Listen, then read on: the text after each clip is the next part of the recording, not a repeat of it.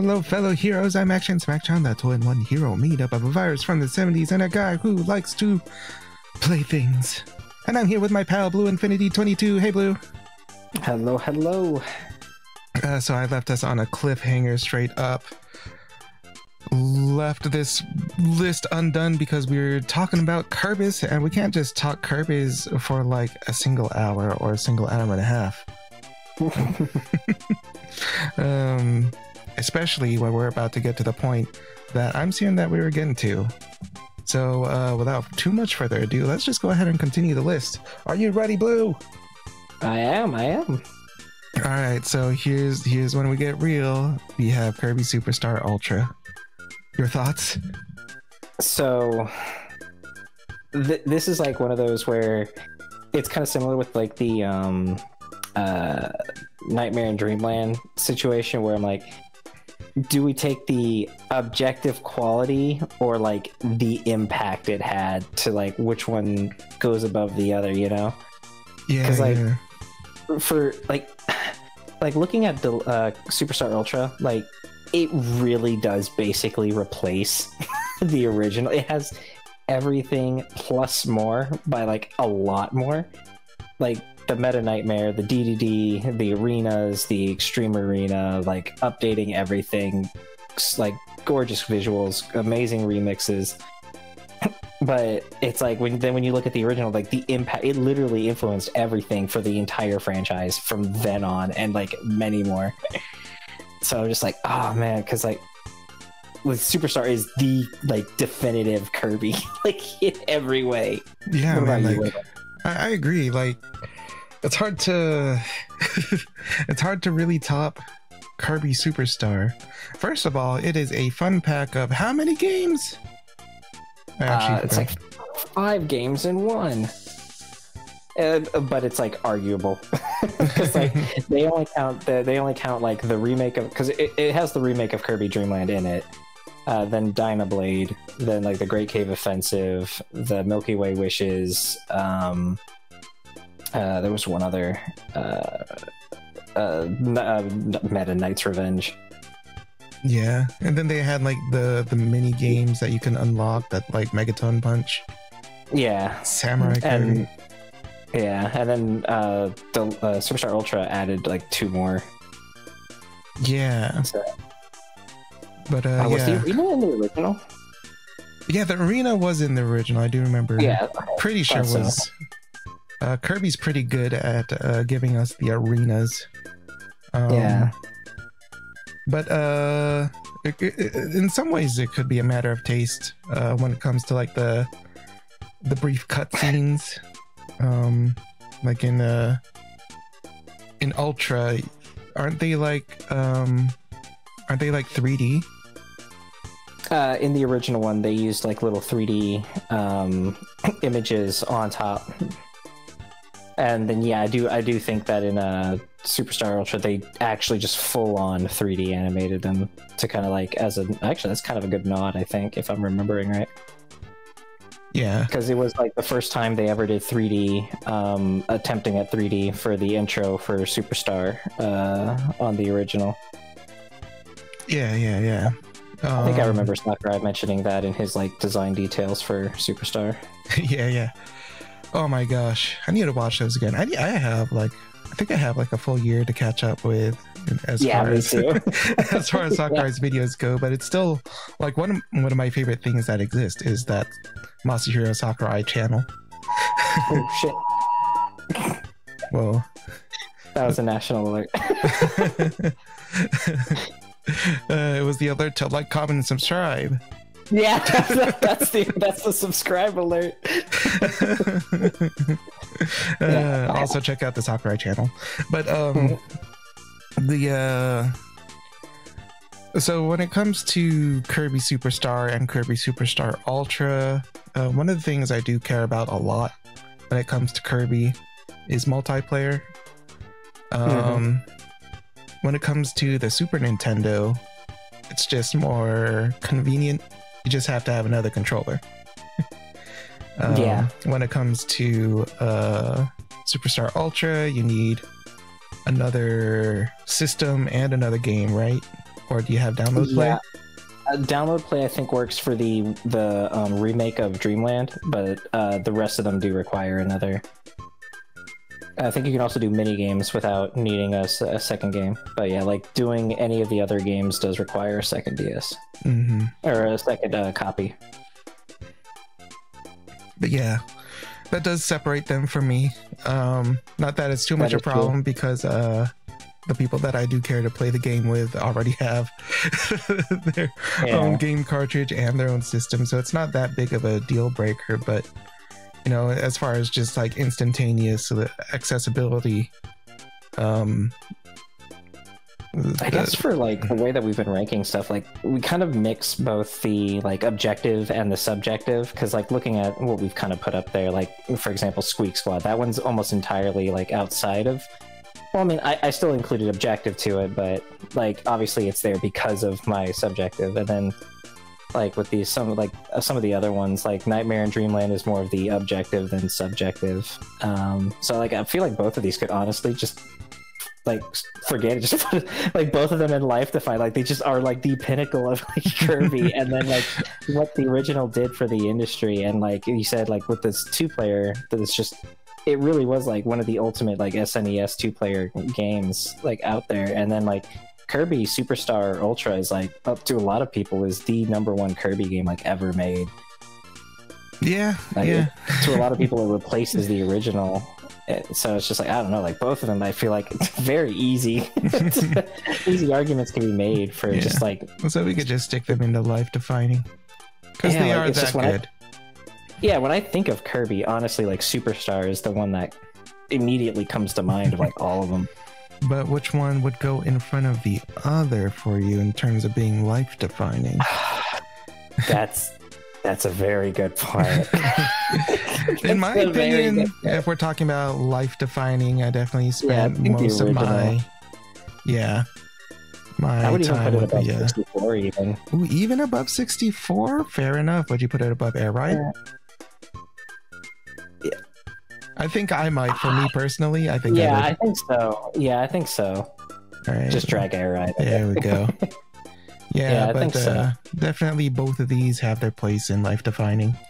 Just because it's like, I think so. You can't, they're both Superstar, and one's just like the better version. It's just one's the nostalgic version. Yeah. Like it definitely would be like depending on the time of day or like what's your criteria. I feel like it could easily move. But yeah, I think I'm pretty comfortable with that. Yep. All right, so what is this next? Canvas Curse. Canvas Curse. Again, have you played it? I've only played it a little bit, but still, it was an introduction of a pretty charming concept. And again, like visually, Kirby games are always awesome. Having kind of like the crafts look always looks good on Kirby. And I don't know, I kind of just had fun drawing the squiggles. It felt good to draw the squiggles and have them ride the squiggles. So this is some high quality squiggles. Totally agree. All right, but it's not like a huge standout to me. I'm not sure if I would put it anywhere close to even Forgotten Land. What do you think? So I feel like this is going to be like, for me, the first forgettable one. Like, so most of the things that people attribute to like Canvas Curse is actually in Rainbow. And so you said you only played the beginning, right? Yeah. So I don't even know what's in the rest of the game. It could just be downhill from there. A lot of its problems come later. Is it actually just downhill from there? So I guess it depends on like sadism, masochism. Like a lot of the flaws really kick in at the end. Like there's a lot of infuriating things, and like the controls really fight against you, and like and like nobody even talks about this game anymore either. That is true. Like the Wii U one is just completely a step up. It really does improve a lot. Like, it still has some of the issues that are inherent to it, but yeah, like it is like definitely worth like checking out at least once. Like you said, like the start of it's really it's great aesthetic, really fun concept, and the early stages are really good about like teaching you how to play and taking advantage of it. And there is some like really like advanced techniques you can do in it. Mm-hmm. But yeah, it's like I can't really recommend. Yeah. Fair enough. You are going into the forgettable because you're not a can't even get past your own sequel. You know, it's fine. You know what, that is a good sign, because you know, a sequel doing better than the original, that means that they're going up, man. They're fixing it. They're understanding. And let me tell you about the Kirby devs. They truly understand. Yeah.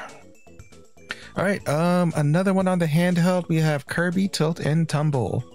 Blue, have you played it much? So I have not played it much. So like, if I were to talk about it, it'd be from like how I see others really interact and talk about it.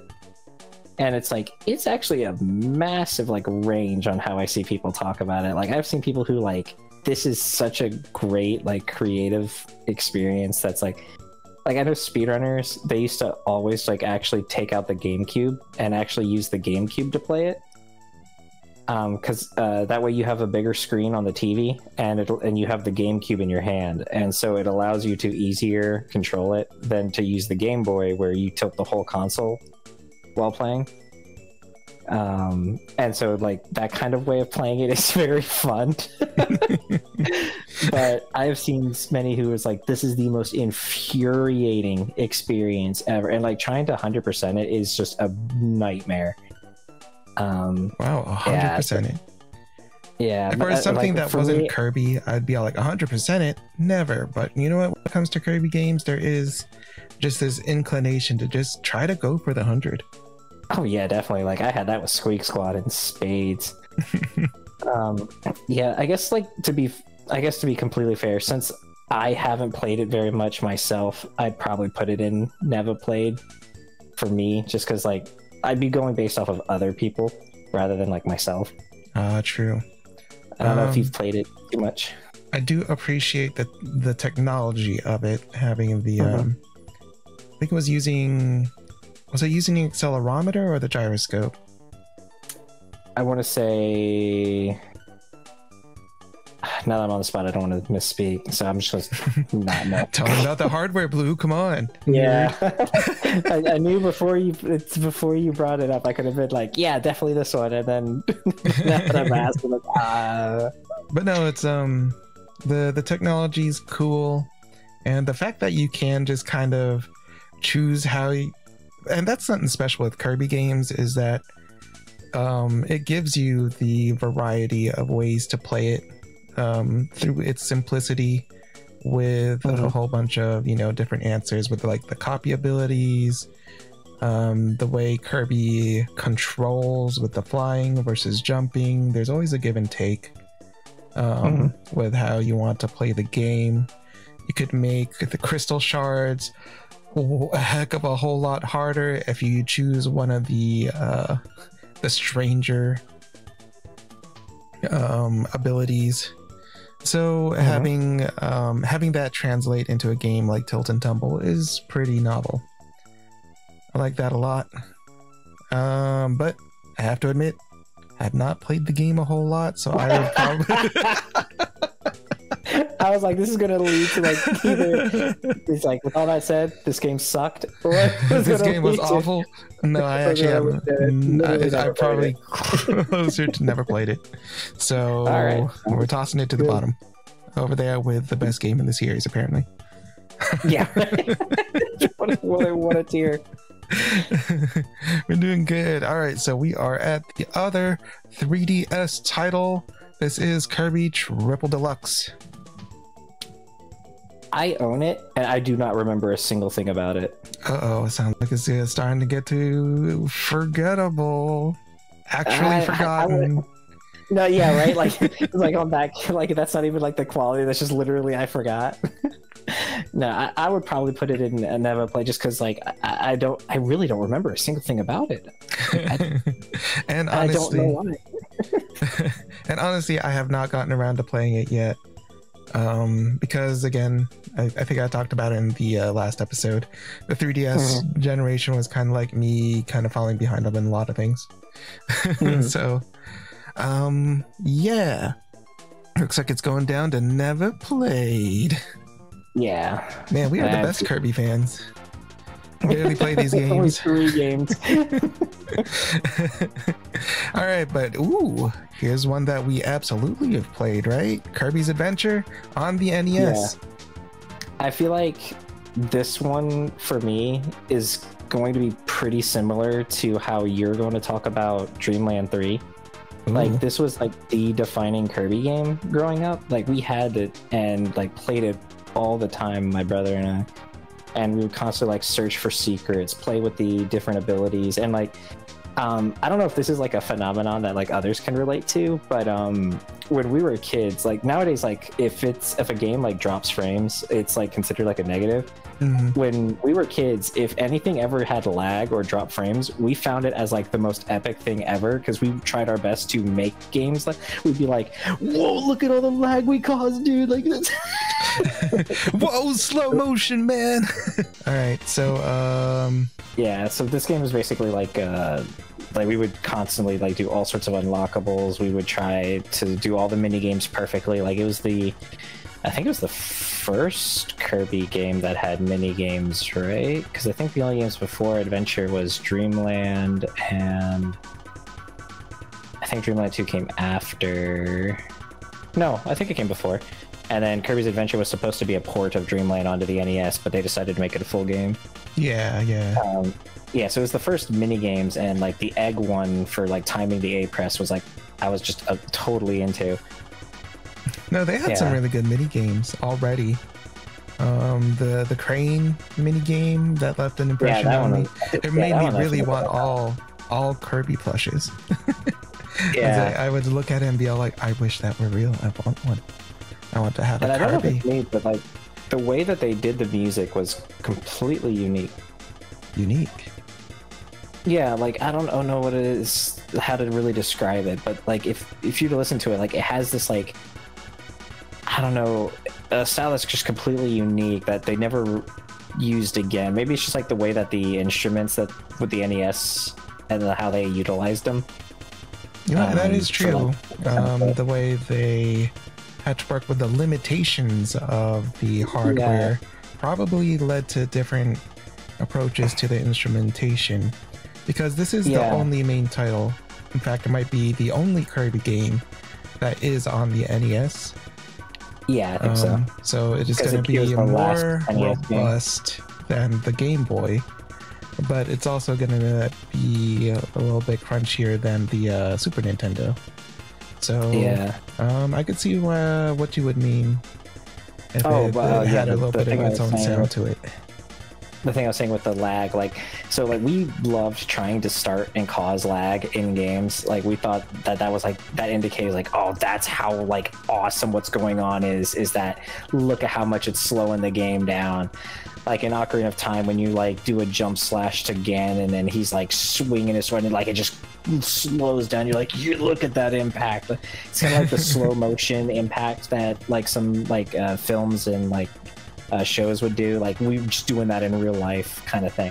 And it's just like, look at this impact, and like we would do it all the time. We would just try to like fill it with like magic on the screen as much as we could, or Smash Brothers throw all these items to like look at how slow everything is going. And so Kirby's Adventure had that because it had a lot of lag, and we always saw it as like really cool. But no, stuff like lag used to hit different back in the day, because it would be all like, oh my gosh, there's so much awesomeness going on that the game itself can barely handle it. Yeah, it's kind of similar with like glitches and bugs, I think, honestly, where it's just like you feel like you're outsmarting the developers, and so you're just like, yo, check this out. Yeah, and it's like you're finding secrets that the developers might not even know about. That was kind of like the magic of gaming back then. It's all like, ooh, did you know that in 1080 snowboarding, if you land in this particular rock from this high angle, you like teleport or whatever. Yeah, and like nowadays, like all of that is considered like an objective negative. Oh yeah. Like back in the day, we're just like, oh, this is so sick. Look at this, 10 frames per second, bro. Look at that. I can count it on my toes. Yeah.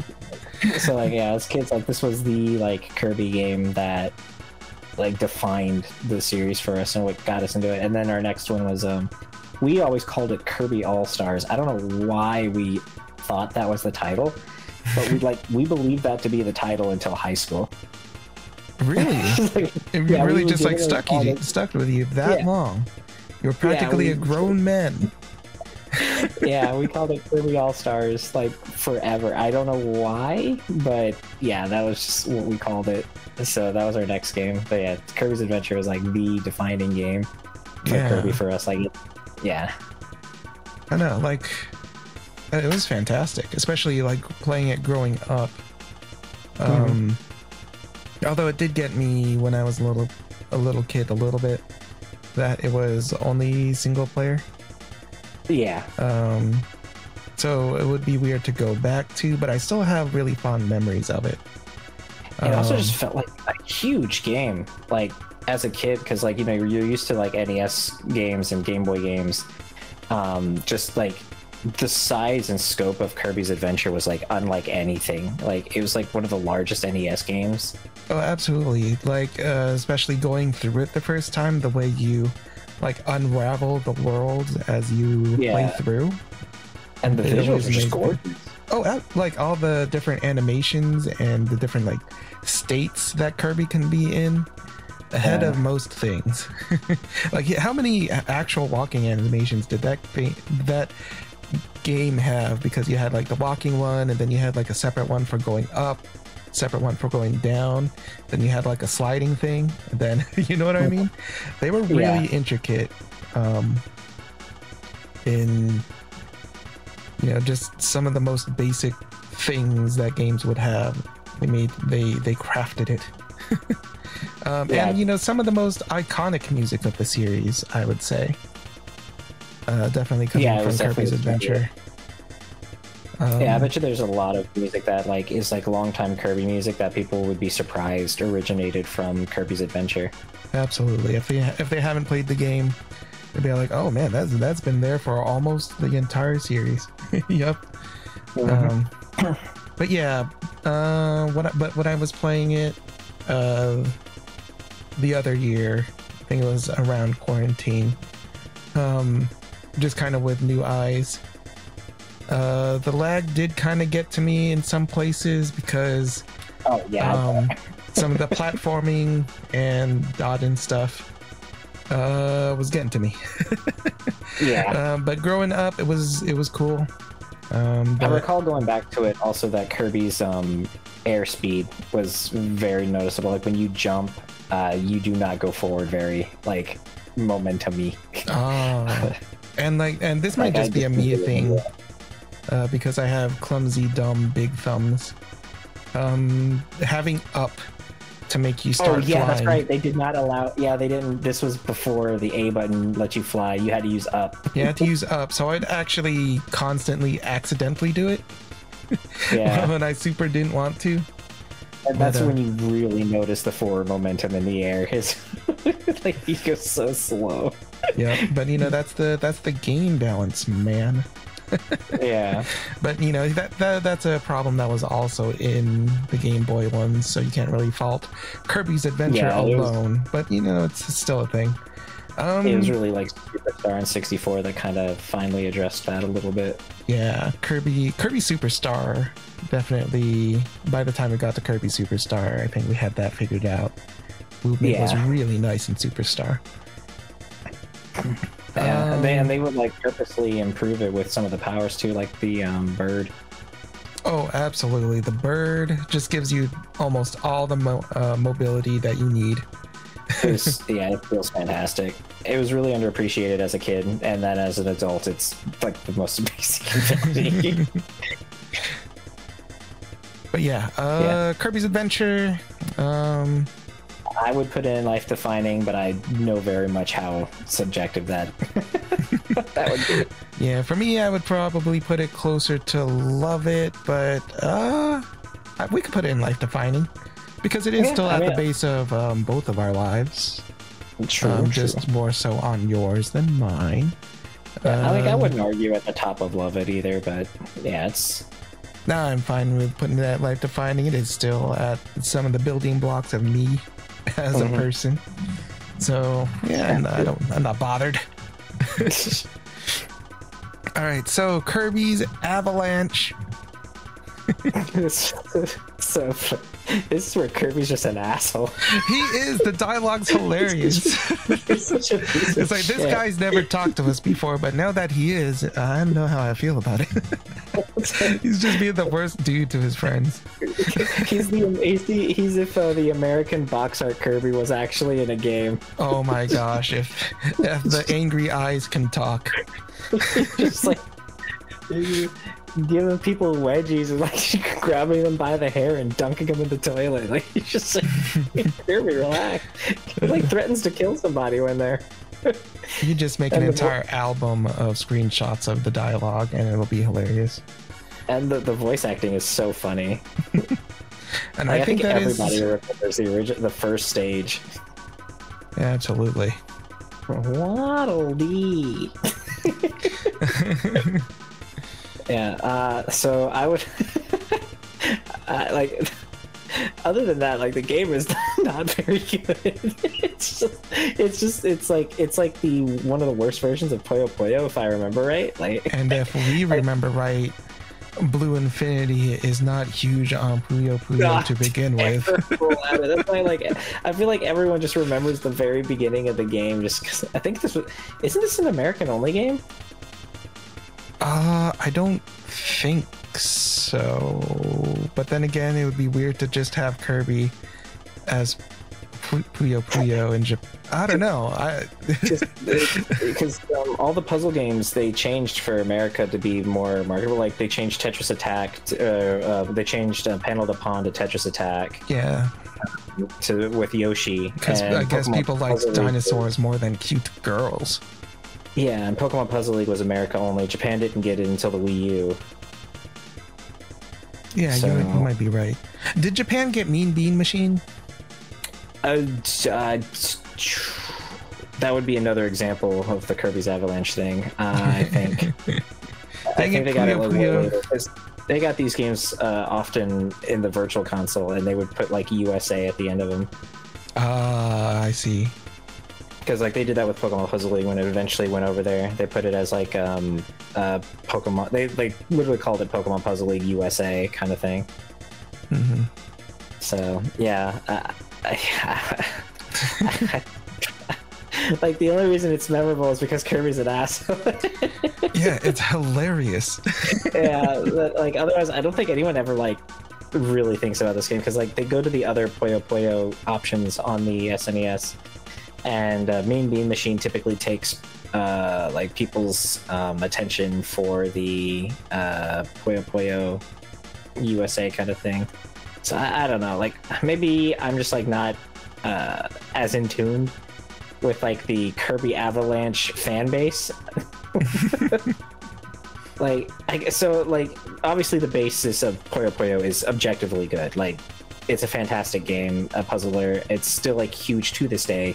Mm-hmm. But like Kirby's Avalanche on its own though, like yeah, it's really funny and it's worth watching, but I don't know.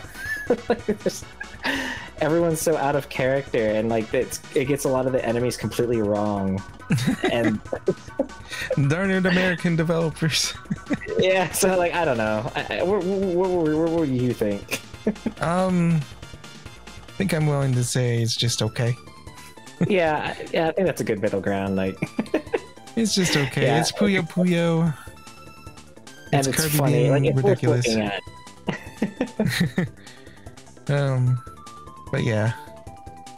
Ooh, but this one, Kirby's Block Ball on the Game Boy.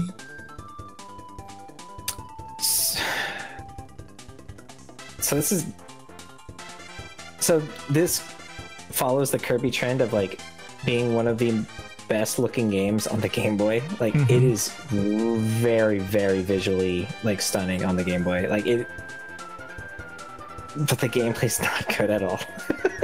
Oh dang!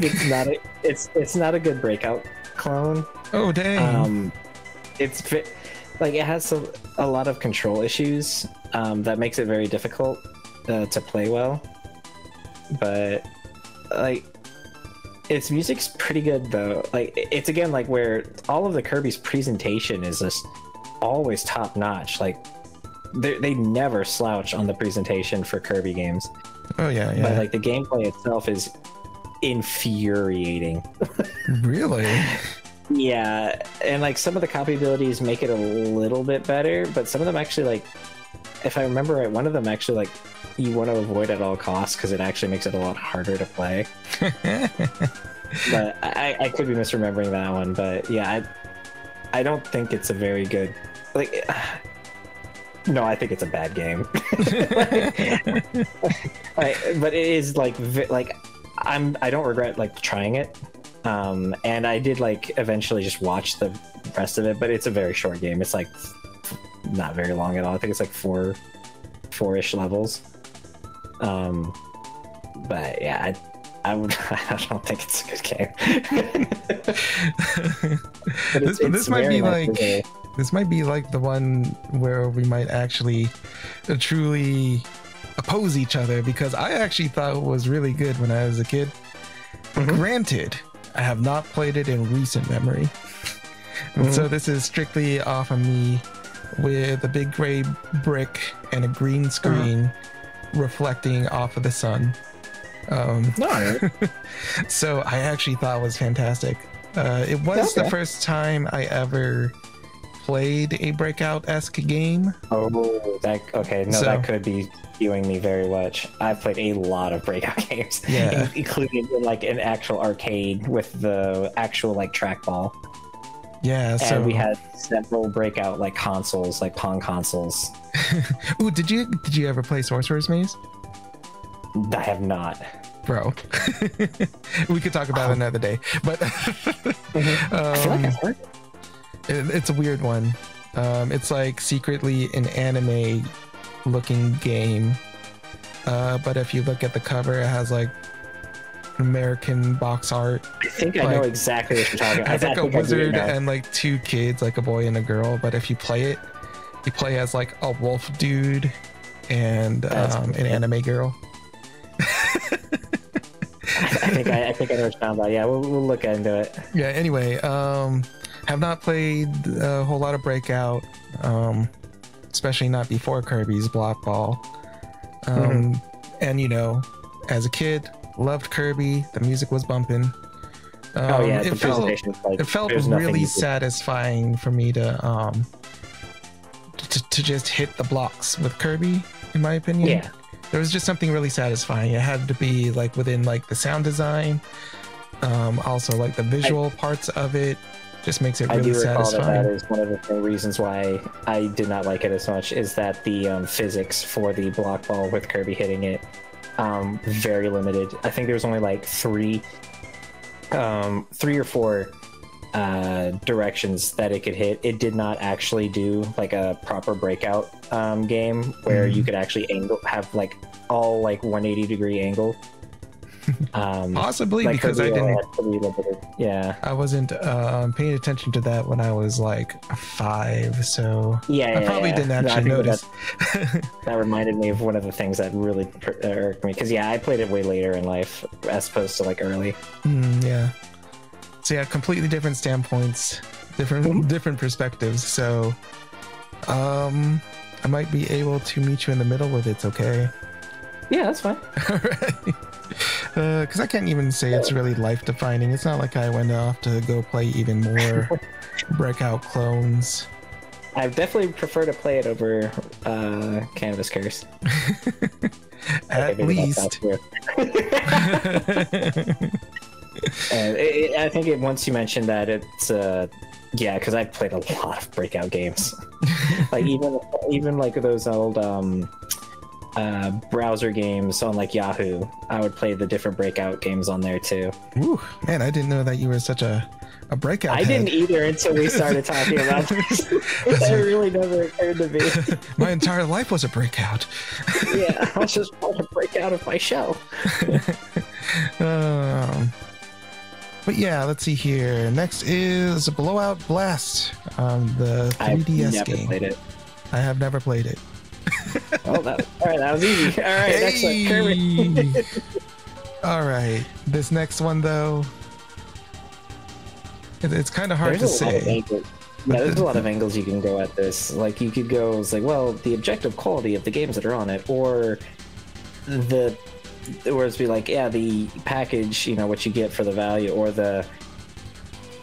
this was a very disappointing game where it had nothing in it other than like the soundtrack that you could get with it. Well, my opener is this is actually like peak anniversary collection. Like it's the best anniversary collection that Nintendo has ever made. At the very least, because Mario All-Stars is alright, but why did they repackage that verbatim for the Wii? Also, where is the Zelda anniversary? Where is Donkey Kong? But we got Kirby. And it gives us a lot. It tells us the history. I thought the Kirby running around on the timeline, talking with the little blurbs about the games. I thought that was very charming in the presentation. So I actually think I'm willing to say love it. If you're a person that never played any of the games and you happen to have picked that up, excellent way to just have them all. I had the soundtrack in my car for quite a while. Yeah, I mean, it is the Kirby soundtrack, man. Kirby music slaps. Yeah. Like it was like when it came out around the time I first started driving. So it was like one of the first CDs that ever went in my car. And it was going to be the last CD that will ever leave. Yeah, because it was I forgot it in the CD in the CD drive when the accident happened in the car, so it got destroyed with the car. Oh no, it'll never leave. It's forever in your heart. It definitely is there forever. So a friend made a custom CD with as an exact copy, and then drew Kirby on the CD. That's very nice of him. He used the Kirby Adventure tutorial and everything. Yeah, I was like, we have the Kirby CD at home. Kirby CD. Yeah, it is definitely like definitely for someone who's not played any of the games, like having all of them there in a really nice, neat. It's again where, like I said, Kirby just never fails with presentation. Never fails. like always, like even for like the smallest thing, they just have such a really good expression. Yeah. And then I had the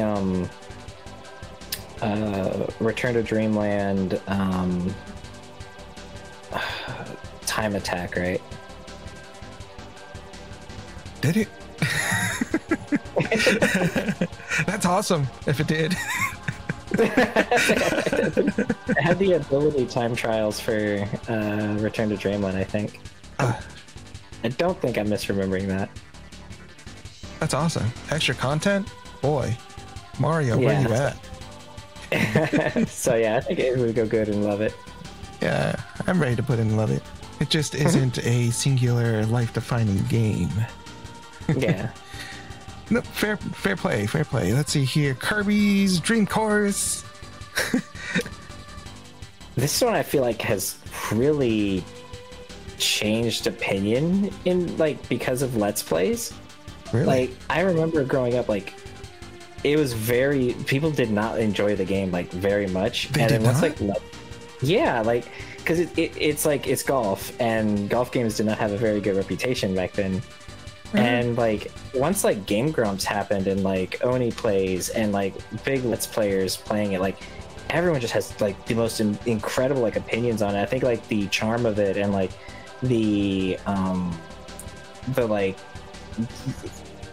enjoyment of it just really seemed to come out. Like people really started to get the game, like really understand how it plays and like the fun that it had. Because like I enjoyed it a lot growing up, but every time I would like talk to people out there, like no, like it's not a, just ignore that. Like that's not really a Kirby game. They treated it like Sonic Labyrinth even, where they're just like, we don't know what this is supposed to be. But I was like, it was just so much fun. Like it had like a really cute style, and like I don't know, I really enjoyed it. But it seems like nowadays that's the majority opinion. But it really felt like once it was like the Let's Plays that kind of changed public opinion, or like maybe I'm just looking in the wrong areas. But it really seemed like nobody liked it. Maybe, but at the same time, I did not talk to people growing up. Yeah. Yeah, because I thought it was fantastic. Yeah, so I am one of the people that say it's fantastic. It's long too. Like, it has a lot of stages, and it's really hard. I'm bad at this game. It's very difficult. It is a very technical, golf game. Yeah. But it's good times. Used to play it with my brother all the time. It feels very arcadey too. It is like kind of an arcade quality to like the presentation, right? Yeah, it's hard to describe that kind of thing, but like if you understand, like if you know, I kind of thing, because it really did. Well, yeah, like arcade games were made specifically to try to get your attention in every way possible, so that you could come and give them your quarters. So they make the UI and presentation super duper flashy. All the lights, the huge fonts, the noise. And you can definitely see that a whole lot in Kirby's Dream Course. So I could definitely see the connection there. And it definitely had that sort of kind of mini gamey quality to the presentation. Kind of like you could spend your money just going through a level, trying not to lose. You screw your friend. Yeah. You just straight up hit him. You just like, it's like, hey buddy, you gonna try to do any progress? Nah, I'm just here to ruin your day. And you know what? I think this is the first time we see Kirby, the second player Kirby, the Miyamoto color palette Kirby. Yes. Yeah, and I'm pretty personally attached to that almost as much as I am attached to being gooey, because like I said before, I lived the younger brother life, the player 2 life. Luigi is my patron, so definitely a big fan of that. The powers were so fun. They bring so much to the table as far as golf games go. It's like, oh god, I got tornado. Oh no. Got tornado. And you know, every time UFO is just a possibility, you always want it in every Kirby game. It's UFO powers. Like, yeah, it's the special. I also thought that there was something about like the random power enemy, the one that, you know what I mean? The one that gives you like a random power. I don't know why, but there is always something really appealing about that design to me. So I always wanted to bump them. I always felt like that with the thief enemy. Yeah. And throughout the series, not necessarily in Dream Course, but just in general, that the thief, the one who steals your power. Yeah, he's in. I was surprised he was even in Kirby Air Ride. They put him in everything. Yeah, and you know, there was also something really cool about like I guess you would call it isometric, right, for the camera angle. Yeah, isometric. Yeah, and it's like does have like that 3D quality. It is pretty much 3D, right? So definitely using like the Mode 7 for the Super Nintendo. Very good use of the technology, if so. Yeah, I don't know for sure, but yeah, it definitely has like, it is definitely like a 3D thing with how, especially with like, because you would bounce off of the walls too. Yeah, you bounce off the walls. Definitely go back and forth. Falling off the dang course, which I will do 98% of the time. Yeah. But yeah, fantastic game. I'm not sure. I'd say great times, honestly, especially with like 2 players. Especially with 2 players. I don't think I would play this game much as one player. There. Yeah, I guess there's a bit of a difference, but like with great times, is definitely with the 2-player option. Yeah, because it can get very monotonous single player. I feel like because it goes on. But yeah, like definitely I could argue with great times, but I could see with it's okay just because like I don't think many people would be doing couch co-op with it these days or couch multiplayer. But it is on Nintendo It is on Switch NSO. Online. It is on NSO, so people could play it online with each other. We could play it online with each other. Right. This is just saying. You're definitely right. But I'm fine with great times. Yeah. Where would you put it in this tier though? How high up? Because I think I would actually at least put it above Kirby Fighters 2 at least. Okay. I have not played Fighters 2, so that would be where I would put it too. So yeah. Fair enough. Fair enough. Hmm? All right, moving on to Kirby's Dream Land 2. And again, this is a pretty nostalgic one for me. If you'd like to see more, check out his episode on Action Smacchan. Yeah, in fact, you could find it on the main channel because I'm pretty sure that's where I was doing the gameplay for that one. Yep, I watched the whole thing. Oh, thank you. And for you that have not watched it, like, comment, and subscribe. But anyway, Kirby's Dream Land 2, absolutely a classic in my eyes. I do need to play more of it so I could get more under my belt as far as recent memory, but I definitely spent time playing it even on the on my old Game Boy Color, which I have a sad story of loaning it to my neighbor and being heartbroken when he lost it. But yeah, definitely love my Kirby's Dream Land 2. What was that? It's like his house isn't there anymore. Somehow burned to the ground. Somehow burned to the ground, just no longer there. It's just so strange. And it's funny because you expect the Game Boy to be able to survive that. Which is why I still have it. But yeah, the beginning of the Dark Matter trilogy, which, you know, I have a whole lot of reference for, as I've alluded to it many a time. The first time we see the friends, and I'm not sure if I spoke too much on what the friends freaking bring to the table as far as variety, right?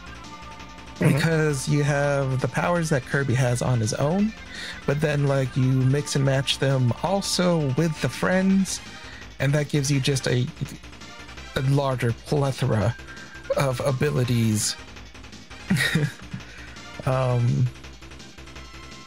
But yeah, I'm not sure if I would quite put it on life defining personally, but I think I definitely love it. How about you, Blue? Okay.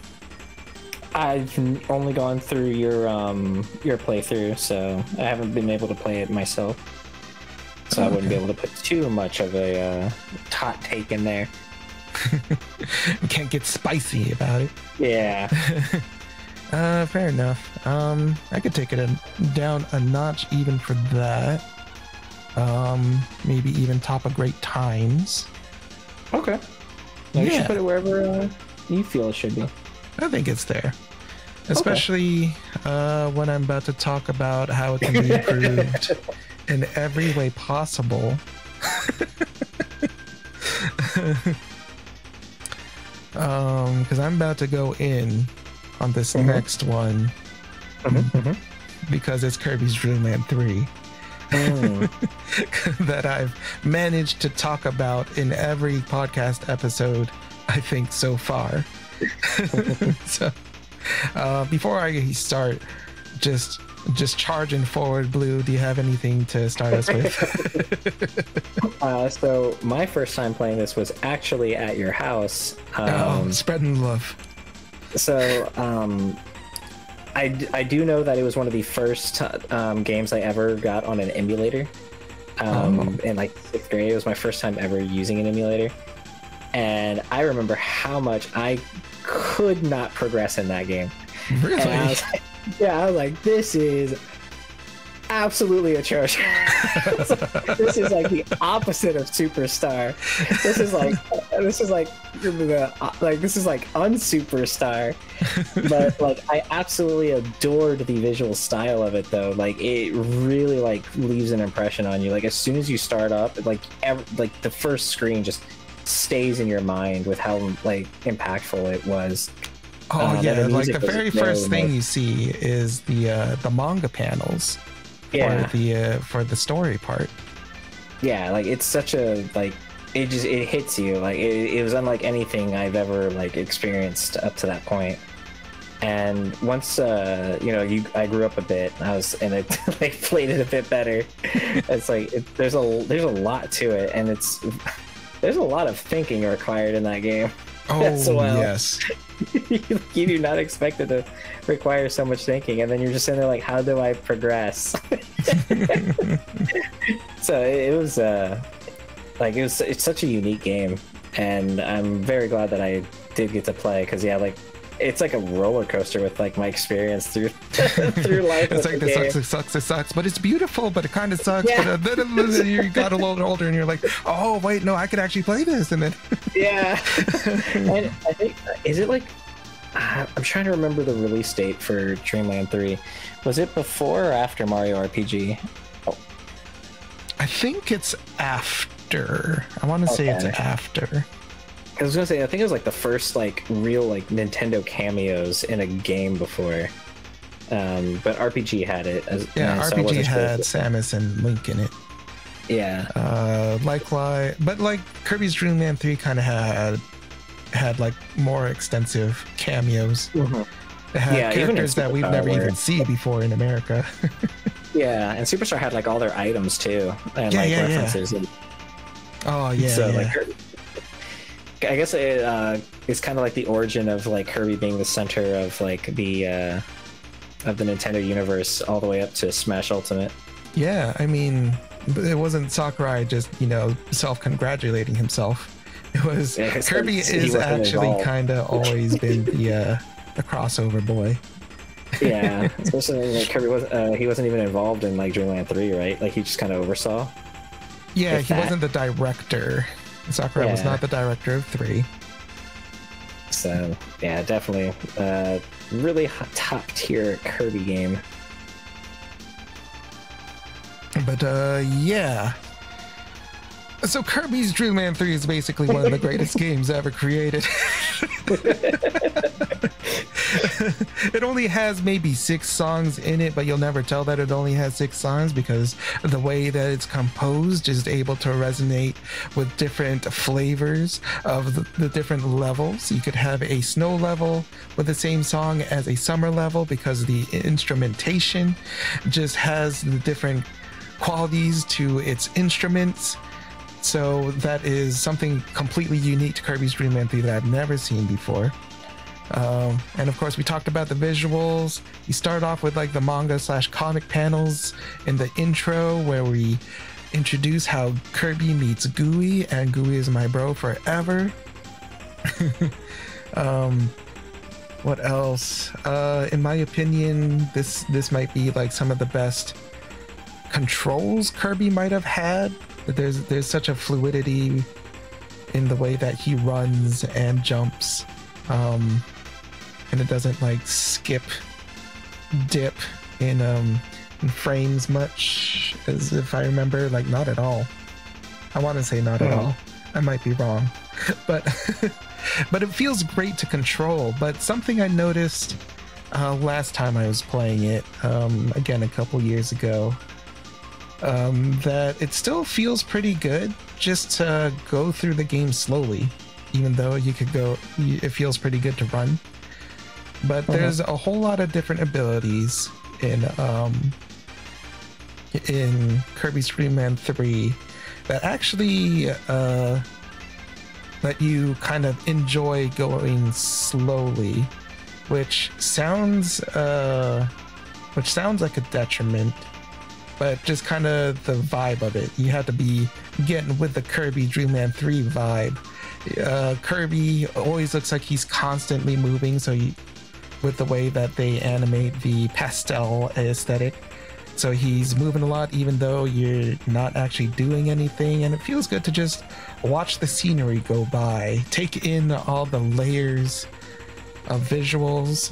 We talked in the last episode about the way they use like the different layers on like the foreground and the backgrounds. So even if you're not going fast, you're kind of getting a whole lot of like visual stimulus, you know what I mean? So just the art style helps a lot with that. Yeah, the art style, phenomenal, definitely helps with that. You know, it's just good theming in my opinion. But yeah, if you look at the powers that they give you, there's not a whole lot that keep the forward momentum, especially in comparison to like Superstar. That's kind of balanced out by the generally faster run speed that Kirby has throughout this game, I think. But you know, with the variety of different powers that you get, that do more to just kind of let you slowly play around with what you got. Things like the remote control pitch, that lets you just kind of stand around and fly your bird friend like a remote control airplane. That was always fun. That's a sentence. Yes. Yeah, it's a sentence you could only say when you're talking about Curtis. Yeah. But you know, powers like that don't give you the same forward momentum that we are gratified with in Kirby Superstar. But again, with the way this game is directed, not by Sakurai, but instead by insert name here, it's just a different feel from most Kirby games, even in comparison to Kirby games today. I'd say that the directors of the more recent Kirby games tend to pull more from the way Sakurai would do things. And again, not bad. Definitely still love my Sakurai games, but Kirby's Dream Land 3, man, just hits different. So all that being said, it's definitely life-defining for me.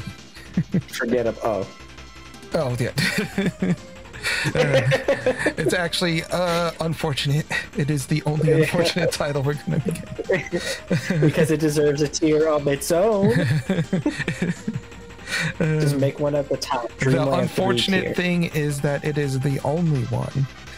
Yeah. But yeah, definitely gonna put this up in here, here. Are you gonna let me put it over Superstar? What? Yeah, of course I would. What? Okay. When I get pitchforks. I'm not ready for hate mail. Let's see here. But yeah, moving on from that. Kirby's Dream Land. Blue, do you have much memory of Kirby's Dream Land? I remember how like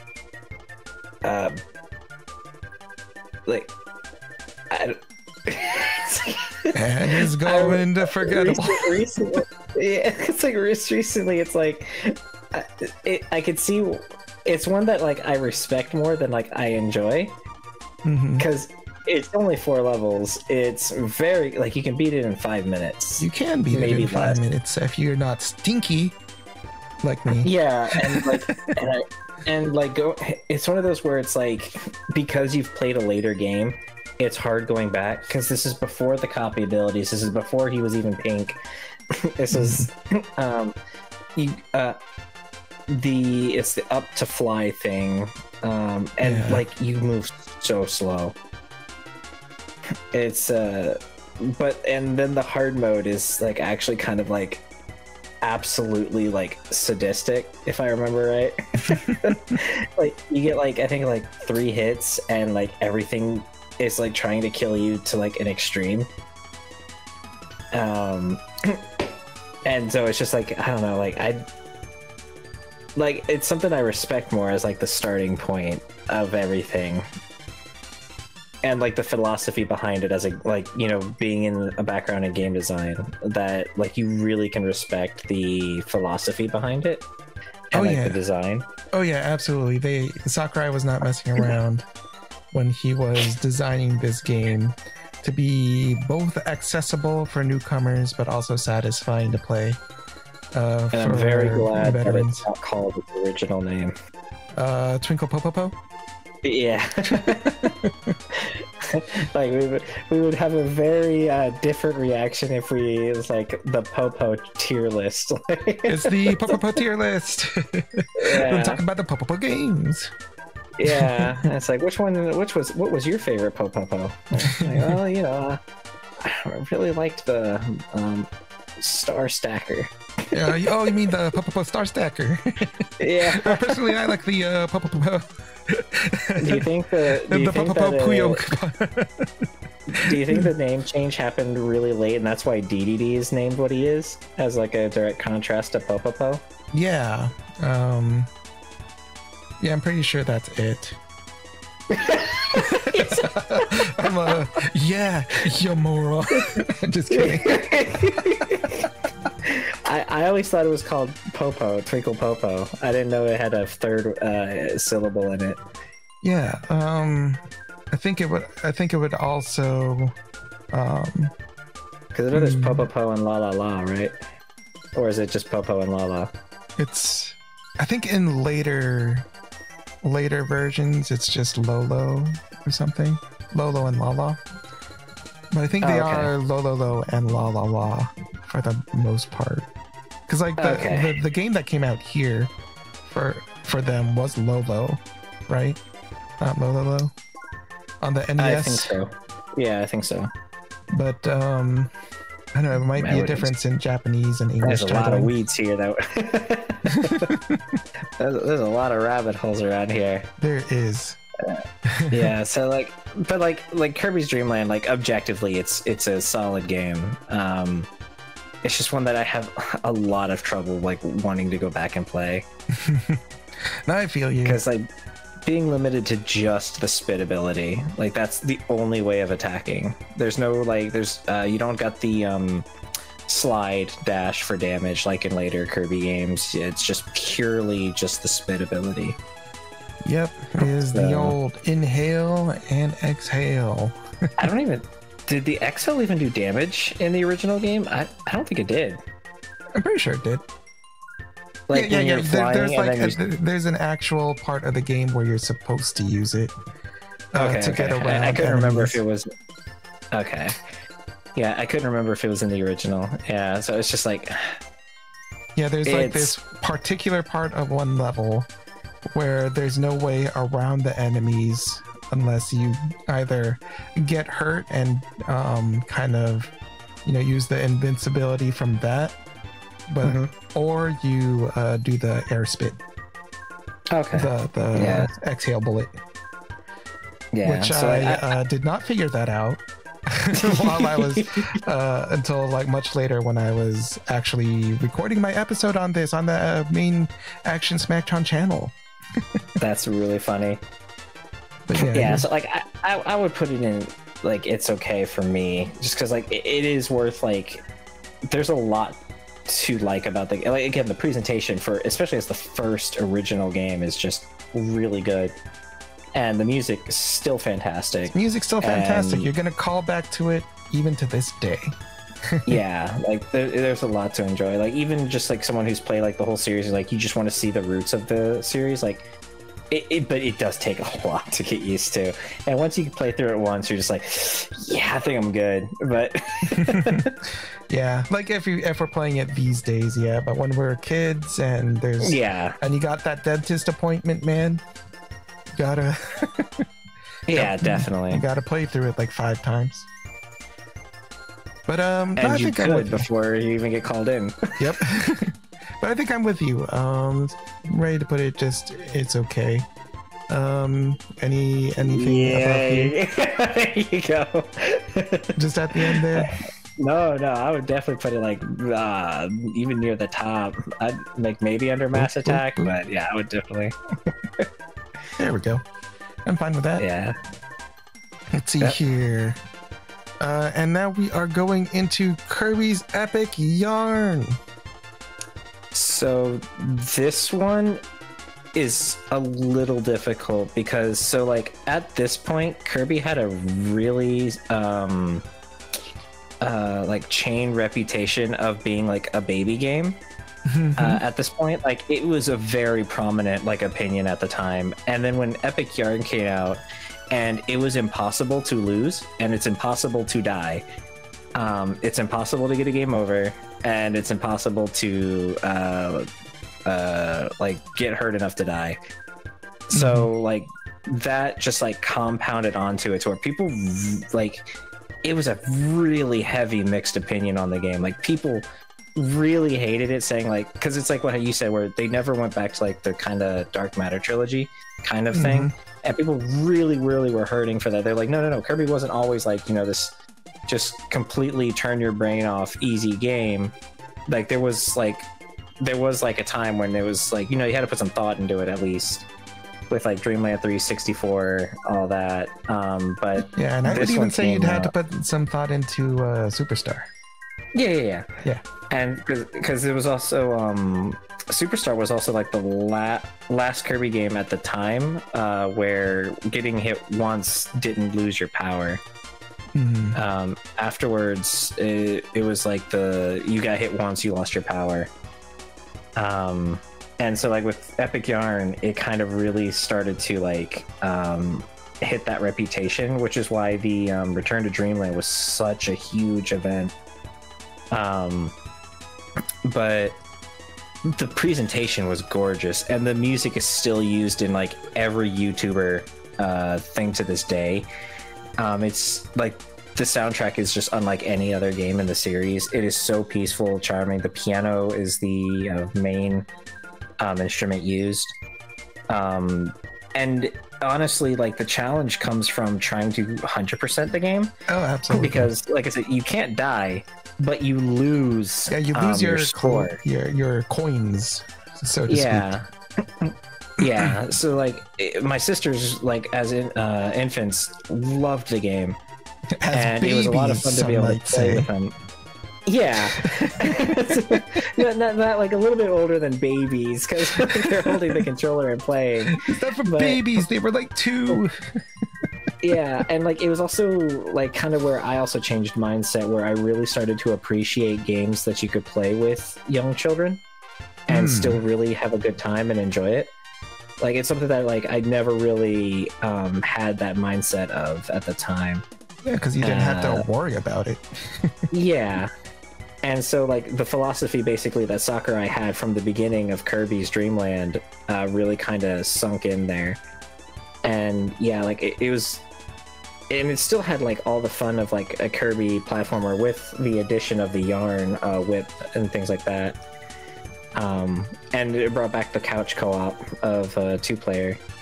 And it was like really enjoyable when you play it like just as it's probably intended for. And like I said, there is the challenge of trying to complete it because you cannot make a mistake. Do not get hit. Yeah, if you make a single mistake, you are not getting that clear. But it's like the presentation is unlike anything else, and it was also the start of like the whole like craft fad that like a lot of games started to do. Afterwards, because you have like Yoshi's Woolly World, you got Crafted World, even Kirby kind of stuck with it because I think because the Rainbow Curse came after Epic Yarn. Yeah, it kind of falls into there, kind of. Yeah, I think Little Big Planet came after as well. I could be wrong on that, but I don't think that would be like that game like took from it because obviously it would have been in development regardless. And so I just like the fad itself started. Yeah. Yeah, the fad itself is just what I mean. Like a lot of games started going together, kind of leading into the fad. But yeah, I totally know what you mean. Definitely trend setting. Yeah, and so like it's a game that the more time passes, the more appreciation I had for it. Because I definitely was in the initial camp where I was like, wow, this is like, I could just go to sleep. Like, I actually did fall asleep playing it once. Like, that's how at peace you were. I got at one point. Yeah, it was peaceful, and I was just like, yeah, like, because it was just like, it was so peaceful, and I was just like going the motions because there was no challenge to it. So like, I was just kind of like clearing for clearing's sake.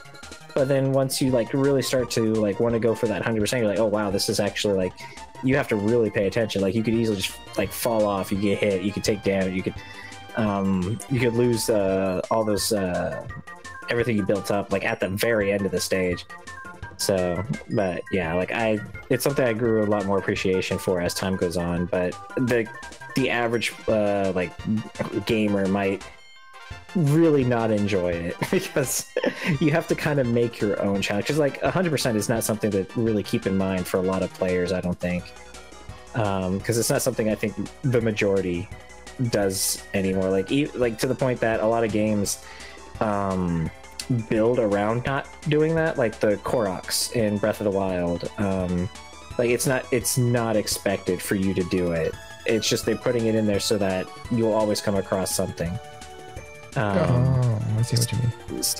Yeah, because it's like we're not expecting you to go through the entire world and find 1,000 of them, like that. But there's enough in there that you will find enough to where you get to take advantage of the systems that it has. So, it's just like that. Like I think it's a really good game.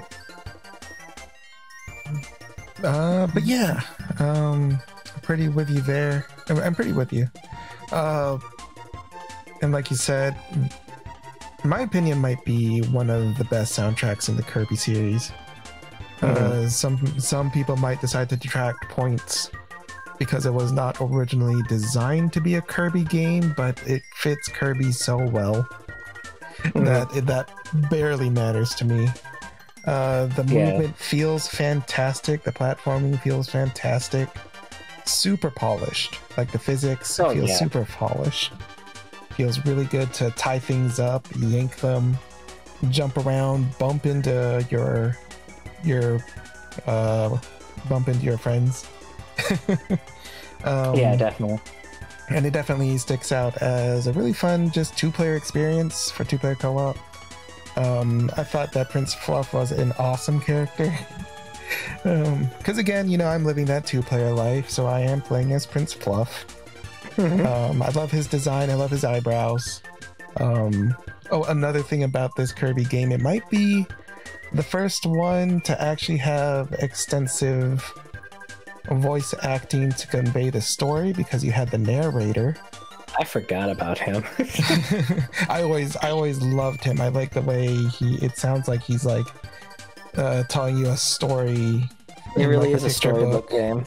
Yeah, where he's just sitting in your living room telling you this story about Kirby, and like just some of the lines in the story just kind of just got me, man.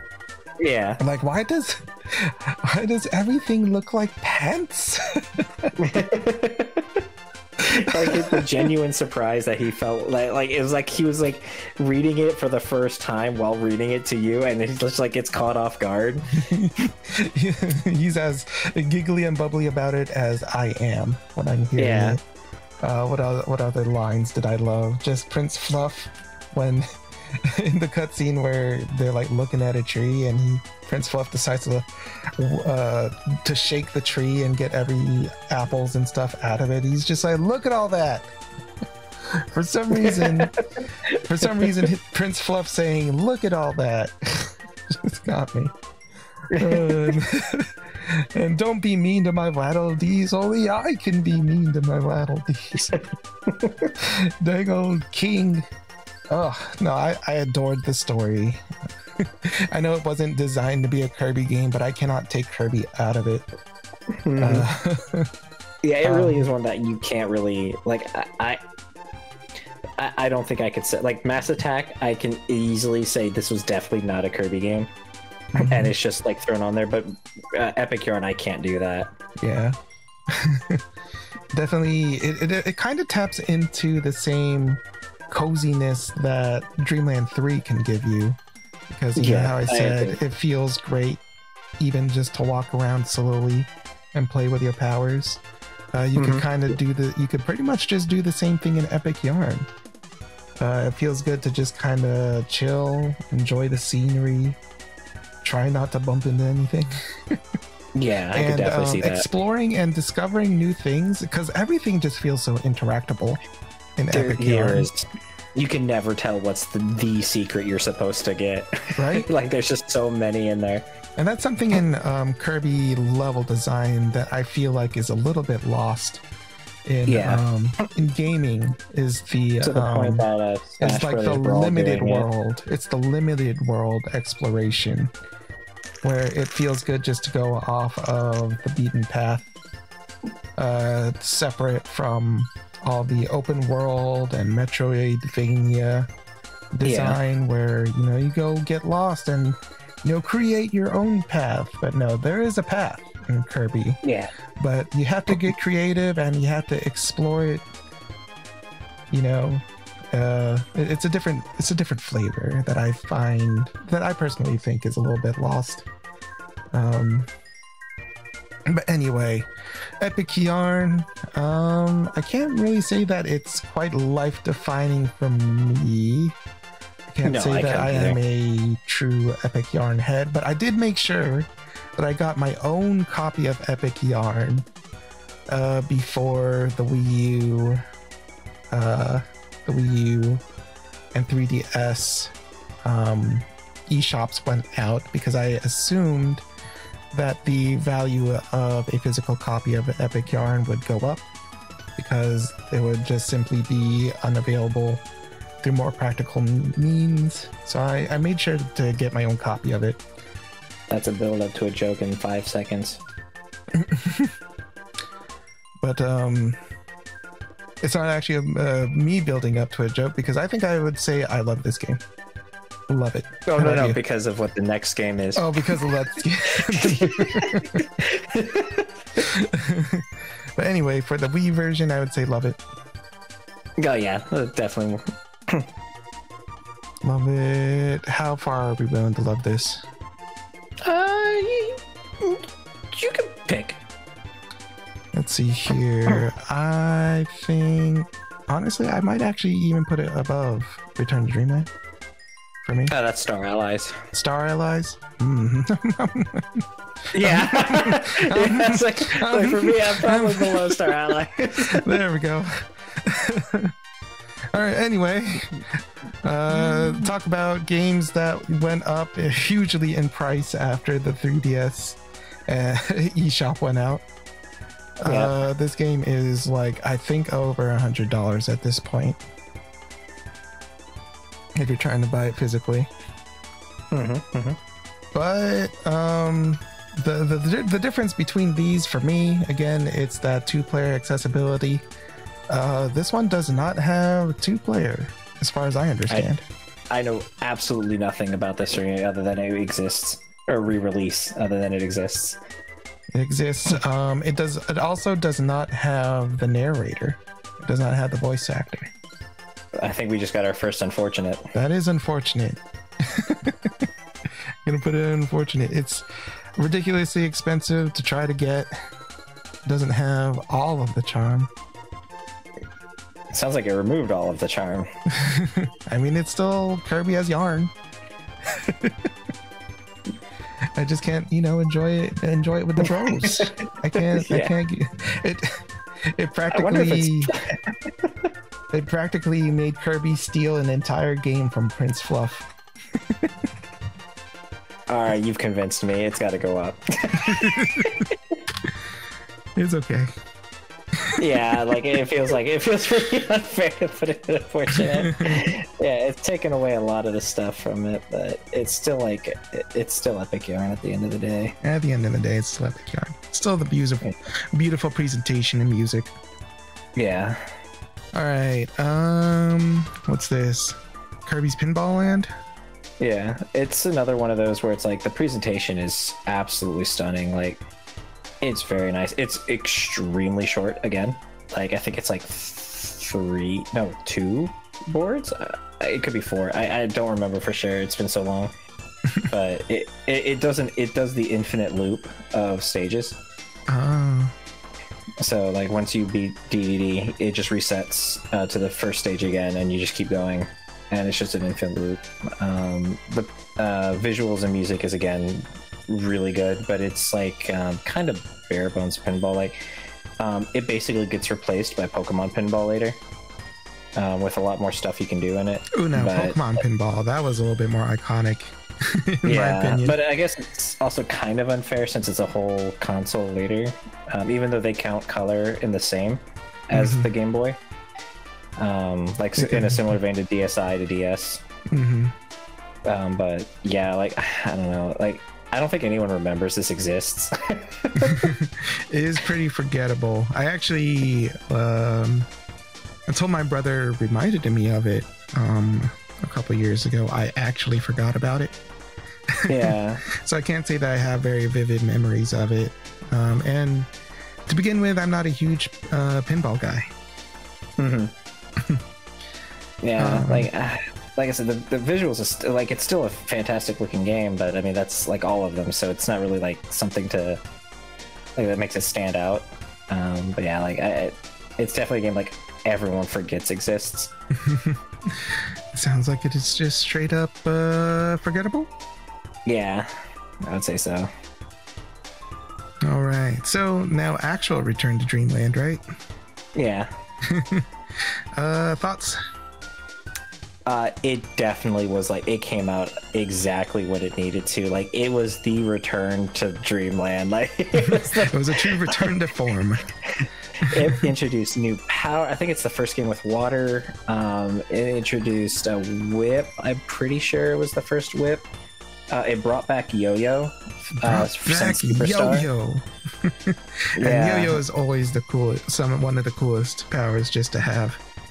Yeah, like just God, it was such an experience to like it was like Superstar 2 to like me and like my brother. Like it was literally Superstar 2.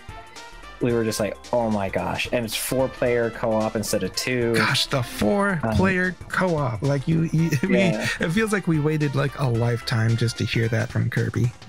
Yeah, like this was the game that constantly got told to us was going to come. Like we're like, yeah, it's on the 64. It's totally on the GameCube. Yeah. It's coming. Oh, it's totally on the Wii. Then Epic Yarn got announced instead, and everyone like I guess that also kind of really affected the reaction to Epic Yarn that I mentioned, because people were expecting. Yeah, people were expecting Return to Dreamland and like the reputation already, and we got Epic Yarn announced instead. Like people were not happy, but. Yeah, this was like the huge return to form, and yeah, I think it was the first time for like the big inhale. I could be wrong on that. I want to say yeah.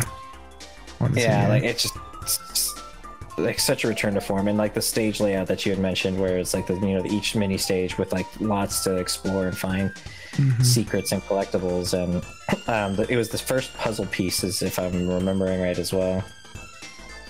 It was definitely among the collectibles. Yeah, like the first that were puzzle pieces were the collectibles, because they kept those throughout the rest of the series. Oh, yeah, I guess so, huh? Yeah, it was the first time they used puzzle pieces. Yeah, like it just... Oh, and the really cool, like, Distortion World kind of thing. Yeah. Which they eventually brought back for Star Allies DLC. And straight up, top 5 anime betrayals in this game. Yeah. Without saying too many spoilers, top 5 anime betrayals. And like I want to say that like the final boss theme in this game is still to this day the most liked final boss theme. Like the one from Superstar is up there, but like everyone talks about the crown theme more than that nowadays. Like it's just like everyone references it in everything. It's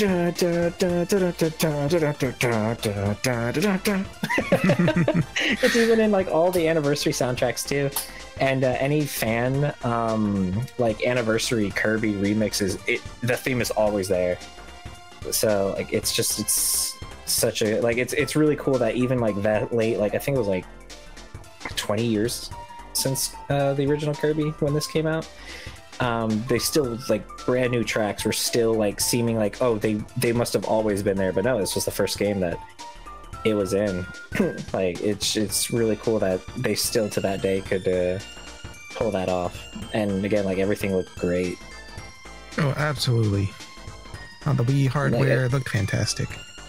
Yeah, like it just felt natural. Like it's something that felt like wow, we've always had this, but it's like no, like, it wasn't since the 64. Yeah, it feels good that when we finally got the game, it didn't disappoint. Yeah, like we were really hurting for like just like thinking about it, like yeah, like the newest Kirby that we had really gotten for that style was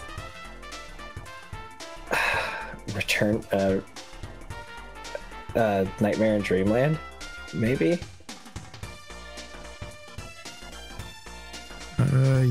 Yeah, I want to say yeah. I think Squeak Squad came after Return to Dreamland. I could be wrong on that, but even still, that's still kind of a different style, but than what people really were looking for. So yeah, like it was just really nice to see Return to Dreamland. It was such a strong game. Absolutely. So I'll let you place this one, Blue. Did you not have as much experience with it, or? I mean, I would definitely echo a whole lot of what you were saying. Music, fantastic, visually awesome, and definitely did not disappoint on delivering what we wanted from it in terms of returning to form, the expectations that we had since 64, the 4-player, just wonderful. But it is one that I do feel like I need to replay again for myself. Boy, are you in for a treat on the last game of this list.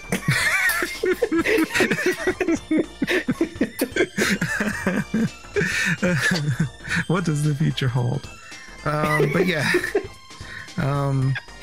But you know, again, I was playing it with my brother. Always a good time to be able to play Kirby games together, no matter how old we get. So but it does sound like you have a bit more memory of it than I do. So I'll let you place this one.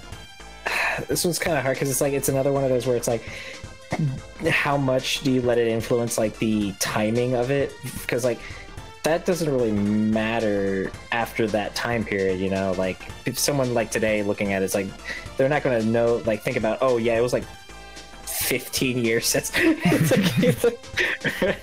Like that's not something that's going to influence it for them, but it will influence someone who was there then, because the impact that it had on them was so much stronger. So like, because like I want to put it in Love It, but it's like where in Love It would I put it? Like would I put it above Star Allies? Because Star Allies came out when you know, not as like this big major release that like just like brought back to, you know, form, or like, and filled that void that everyone had. It was just like, oh, it's the Switch Kirby game. But by the end of it, like it was such a love letter to the fans, which that impact might not have as much depending on the player. So it's like, I'm really good at overthinking tier lists, is what I'm saying. It's like, what I'm saying is, I don't know. I would probably put it above Epic Yarn and below the finished Star Allies. Boop. And there we have it. Very strong. And remember, if you have an issue with this placement, you can always send your comments to BlueInfinity22. But yeah, honestly, that's a fine place for me. I love it. It didn't define my life, but definitely wonderful game. Definitely up there. All right, so moving on, we are kind of in the final stretch. The end is near, but first we have to get through Kirby's Star Stacker. I don't even remember how to play Star Stacker. I know it's a puzzle game. I think it's like I want to say it's like Tetris Attack. Is it like Tetris Attack? I thought it was more of a falling block. It might be. Honestly, kind of forgot. But yeah. I can't even say that I played it almost at all. So like, I don't know if it's fair to. Yeah. Like, like have you? I want to say that like my furthest memories of it were as one of the early games that my brother would play on the emulator. Mm-hmm. So yeah, I don't know, man. I guess it's probably safest to put it on never played. Never played. Like, so like, yeah, like we need to at least have had an hour of play. Really, it's even hard to say if that game even had an hour of content. Yeah, I just don't think it's fair. Like the other ones, like I can clearly remember stages. This one, I couldn't. All right, no, that's fine. Let's see here, so that we can move on to Kirby Clash. So this one is Monster Hunter for Kirby. It actually is too. Like you get materials from defeating giant bosses with your friends in 4-player, and you get to use those to get stronger and go further. Yeah. But it also was a free-to-play model. But it did, if I recall right, it did the Nintendo way of doing it, where once you hit a certain amount of money you've spent, everything is unlocked completely. Hey. Because they did that with the Pokemon games as well on the 3DS that were free to play. Once you spent, I think it was like $50, the entire game is just it takes all microtransactions out and gives you infinite of whatever. It was pretty fun playing with randoms. I didn't get to play it with any friends. I think I played it once with somebody. I can't remember who, but yeah, it was actually really fun because it can get really hard too. Like some of those monsters could just literally just toss you around like a ragdoll, and I think it did there's the whole. Nothing you can do about it. Yeah, there wasn't, and I think it did. I can't remember exactly how the power system worked. I can't remember if you picked your power and you kept it, or if it was you picked your power and then you could lose it by getting hit once. I can't remember which one. I know that you can pick your power. Yeah. I don't remember if we could lose it. And I think still to this day you can get daily apples from the eShop. Yeah. It's in the Nintendo Switch Online. Like it's actually as a feature of having the online subscription is the apples for Kirby's Clash. So yeah, like I think it was really good, but I don't know how everyone else feels. Yeah, it's another one of those times when I don't know the opinion of the larger fan base. Yeah. But when I did play it, and again, I was playing it with my brother, and I think we also teamed up a little bit with some randos, and that was still pretty fun. And I think this might have been like the first time you would have like different like levels for your powers, right? Yeah, I think so. I think they eventually used that in Forgotten Land. Yeah, you definitely have that feature come back in Forgotten Land. But yeah, I never like made the connection to Monster Hunter. It is basically a Monster Hunter. Yeah. But yeah, that does mean that it is basically a boss rush, and boss rushes in Kirby are always pretty fun just because Kirby at its base has a pretty fun combat system. It's always amazing how like overwhelmed Kirby bosses can make you in the harder difficulties, where you like, I do nothing to this guy, I am getting destroyed right now. Like, and so like the hardest, like in Star Allies, you'd sit there like, haha, I got a good combo in, I did a slip, I lost all my health in a and then, or like the impact sounds that they had on them, where you just like, when you get caught in like a beam, you hear the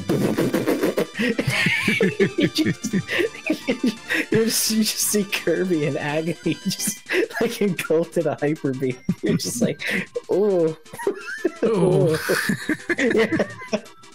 So I like when this game is played as like how it's intended, I think it's a great times, but I do know, like, it's like, if you think about like how it's probably played today, I don't think it would be as appealing to people.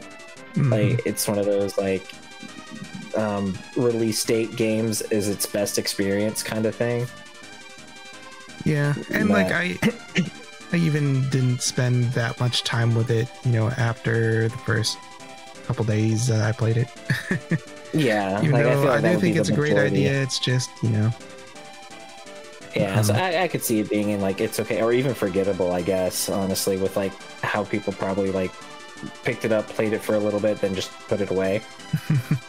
Well, so, I like, can't like say the range of experiences.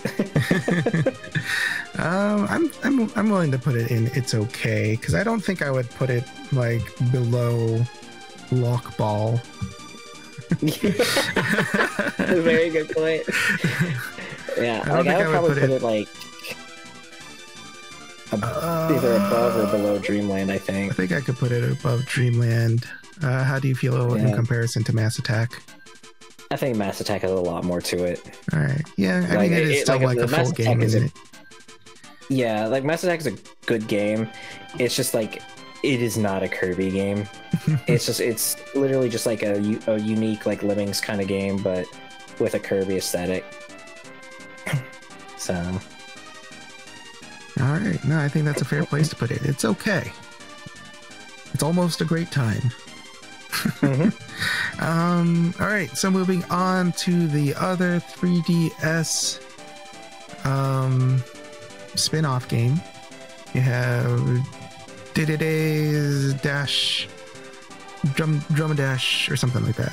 I can't read it. Yeah, Drum Dash. Yeah. You have any thoughts on it? So this is a tangent because like it reminded me of it. There's actually a heavy Kirby community argument about DDD's design. Really? Because apparently it's different in every Kirby game, and I didn't realize that until they pointed it out. And so they constantly have a discussion on every Kirby game about DDD's design, and I didn't know that that's like a huge thing, but it is. Like I've seen like thousands of responses. Because they did it most recently on the most recent box art for, I forgot what Kirby, like the most recent Kirby announcement, and they were looked at it as like, okay, so I like how they did the features here, and breaking it down. Yeah, his face and his chest are different in every Kirby game, and I didn't realize that. Yeah, because like the most easy example that you would probably know offhand is how his Smash Brothers model is like a full dress, like a kimono kind of thing. That's not in almost any other Kirby game, and so like that's like a clear, easy, quick example of like the analysis that people give him. And then like the face being more like puppy dog eyes for some of them being more serious, some of them being more. So like it's just a tangent that I thought about. Like when I'm looking at his eyes staring at me in the dash, it came up. So yeah, that's something that's fun to like look into if anyone's listening. Is like, I didn't know that. Just like kind of look at all the renders of DDD and you can see like the discussions. But yeah, the Kirby devs don't actually know what he looks like. Yeah. But the music for this game is really fun. One of the like, so I haven't actually played it, but I like from some of the responses, like it's actually one of the only other games that has the City Trial theme in it, and they remix it for it. Oh, yeah. Acknowledgement for Kirby Air Ride. Yeah, because I think it's like the 5th stage city, and it uses the city trial thing for it. But yeah, I've heard the game is really fun, but I have not played it, so I can't actually like rank it. Yeah, it's crazy because like with how phenomenal Kirby music, you know, is throughout the series, how did he not have more rhythm games? Yeah. And like they had some mini games that used rhythm for it as well, which is kind of crazy. Yeah, and so you know, there's like some Kirby cameos, Kirby content in other rhythm games. As one of the Taiko drum masters in on the Switch has Kirby DLC. I think it's either DLC or it comes with Kirby on it, or both. Either way. Yeah. Yeah. And like you would know it would like be like the only reason I would assume that there isn't one is that because of how much like attention to detail and care they put into it, that they just didn't have like a really like worthwhile like gameplay idea that they wanted to kind of go with. You have a point there. Yeah, because they don't want it. They never just simply drop a Kirby title in some sort of genre. They always have something to say. Yeah. You know? Like even with the Pinball Land, the Avalanche, Block Ball, like all of them have something that's distinct about them that you won't find in any other clone of that game. Even with like the Monster Hunter one, like it had something that's distinctly Kirby. The stamina system felt so surreal seeing in a Kirby game. That was kind of insane.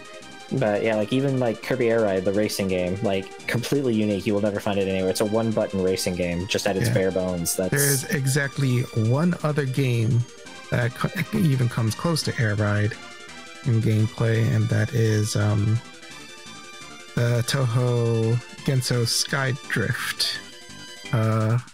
I was just gonna say that. You read my mind. And that one mixes, and that's a mixture of Kirby Air Ride and Double Dash. If you haven't played it, I have not. Try it. It's actually anytime awesome. You hear Toho, you get interested. But anyway, I can't talk about Toho right now. We could do an entire series on Toho stuff. Yeah, speaking of Toho, so like never played, so that's also this one. Honestly, I haven't played it either. So we're putting it down on the never play. We spent like 10 minutes on this segment alone. It's a good show. It's a good show. Put it on a good show. But all right, Kirby Dream Buffet. Goodness, Kirby's Dream Buffet. So I actually kind of fell in love with this game immediately when they showed the trailer for it. During I think it was a Nintendo Direct. Yes. Just like that gleeful smile that Kirby has when he finds out he's in cake, and also he gets to be fat. It's like practically it's a sequel to Squeak Squad. He finally got that cake and ate it too. It's a direct sequel. This is the actual ending. He just went off on that cake. It turns out the Squeak Squad was trying to save him.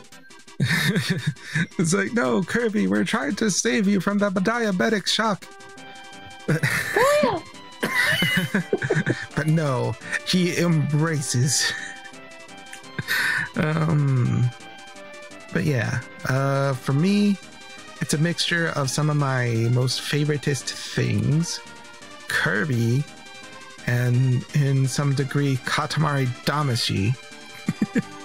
With the way that you control and pick things up, but also it's a racing game, which is wholly unique. Like once again, we have another Kirby game. Battle Royale or like Fall Guys. Yeah, it is a little bit of a battle royale, but like kind of trying to get yeah. It's a lot like Fall Guys, but I would say it's still like a racing game. But it's still wholly different from the racing game that they've done before. Yeah. So it's a whole bunch of different flavors of different things, and it works perfectly because it's Kirby, in my opinion. Yeah. Kirby really does have the most amazing way of being able to like fit into like any genre. Yeah, really. But yeah, do you have any other thoughts on it, Blue? No, not particularly. I wasn't able to play it very much because I was in the middle of a move during its announcement. Oh no.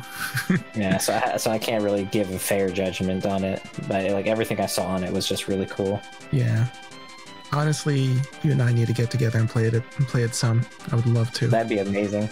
That would be fantastic. But for me, maybe if I did play it more, it would get into love it. But for now, I think I would actually put it into Great Times because it's a pretty small package. But it's a fat Kirby. It's a fat one. Oh my gosh, nobody else is going to understand that. But now that we've actually said it. Listen, guys. Me and Blue Infinity 22 have been friends for a very long time. So, multiple decades at this point. So we're gonna end up saying things that only make sense to us. But please, still,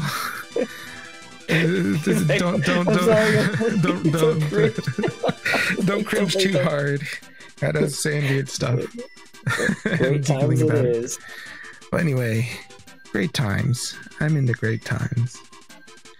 And I think this is the latest installment, the latest release of a Kirby game to date. And the year of our Lord 2024. Kirby's Return to Dreamland Deluxe. Yeah. What do you think, Blue? I haven't played it, but I have heard incredibly good things about it. Like, people have been very positive about it. They've said that the added features are really good, it plays really well, and that it actually is like completely worth it. Yeah, like absolutely. Like we said, it is Kirby's Return to Dreamland, which is at its base phenomenal. But also they add the Crystal Shards mini games, which is basically top tier as far as mini games can possibly go in my book. They're so good. Everyone still plays them to this day. You should just play them. You could just turn them on, play them on NSL, but you could also play the Kirby's Return to Dreamland Deluxe version, and that's fantastic too. I'm not sure if this actually has like what's it called? Does it have online multiplayer? I don't know if this one has online. I don't actually know. Yeah, I want to say no, but I don't know for sure. Yeah, I don't know for sure. But usually that's not like a detriment to me because I tend to play with the person next to me when it comes to Kirby multiplayer games.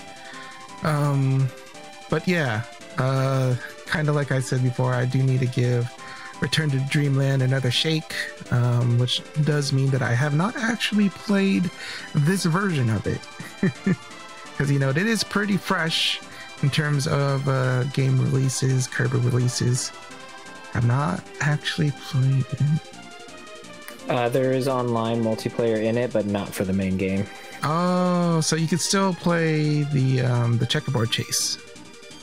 Yeah, it's just like there's a couple other small things like the time attacks and the sub game Samurai Kirby 100. Samurai Kirby 100, that already sounds nuts. So Samurai Kirby, that is the true test of reflexes, and you had to play it against 100 people. Well, 99 people, I guess. Yeah, I don't know the extent of it, so I would probably put it in never play. Just like there's a lot of features in it that I've not even heard of, so I can't fairly. But yeah, it sounds never played, but I have a pretty high opinion of it. Yeah, like just the way it's similar to the Robobot, where like you just hear nothing but good things about it, and it makes you really want to like try it out. Yeah, it's like we'll try it.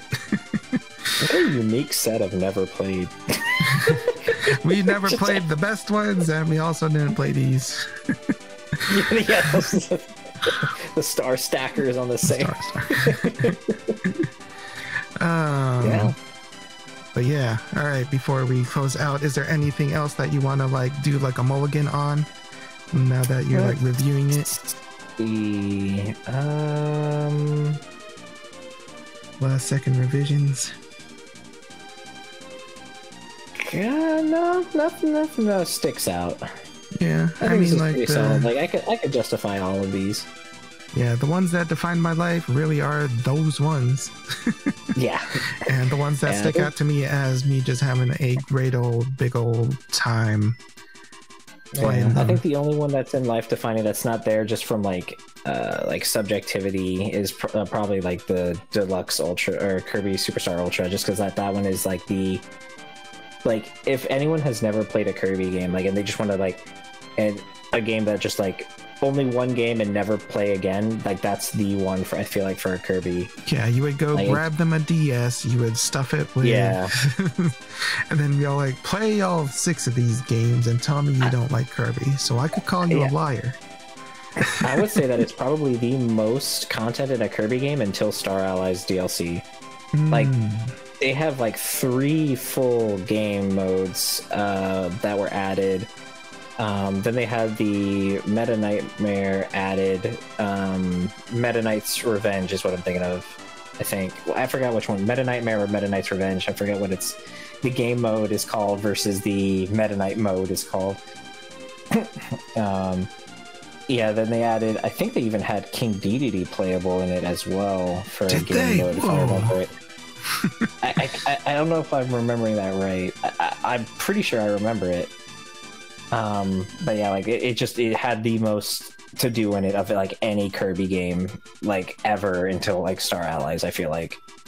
Yeah, definitely had at least a large quantity of like variety, which you know was the point of Superstars. So definitely went with the same theme there. Yeah, and then the rest of them were just like there's so much history to them and like impacts of the series and on people.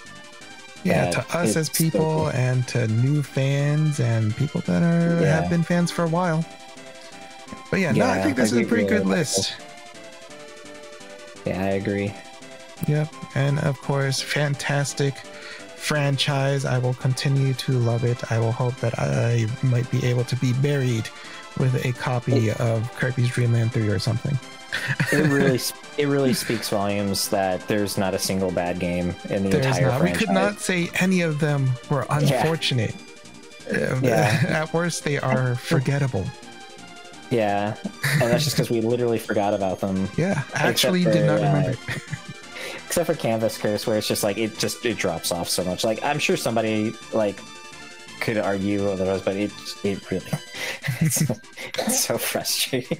And remember, if you want to send us hate mail, just send it straight to BlueInfinity22 because Smacchan had nothing to do with it. Anyway, but yeah, thanks for joining me in this walkthrough memory lane of this franchise that we both love, Blue. But before we sign off, too chatty. Well, it is the point. It is a podcast. That's true. But if people want to see more Blue Infinity, where can they find you, Blue? I've been streaming speedruns and Pokemon competitive stuff on twitch.tv/BlueInfinity22, and I think it's the same name on YouTube. Nice. And of course, if you are super into Action Smacchan, you can Action Smack that subscribe button for keeping up with the Pixel Smacchan channel, which is about gaming. But you can also visit the Action Smacchan main channel, which has some old gaming content, because I used to do gaming content. You could watch my playthroughs of Kirby's Dream Land and Kirby's Dream Land 2 and some Kirby's Dream Land 3. But I also talk a lot about tokusatsu and stuff. But you could also hit me up on Twitter and on Instagram at Action Smacchan on both. But thank you all so much for being here, and I will see you in the next Smacchan Packed Adventure.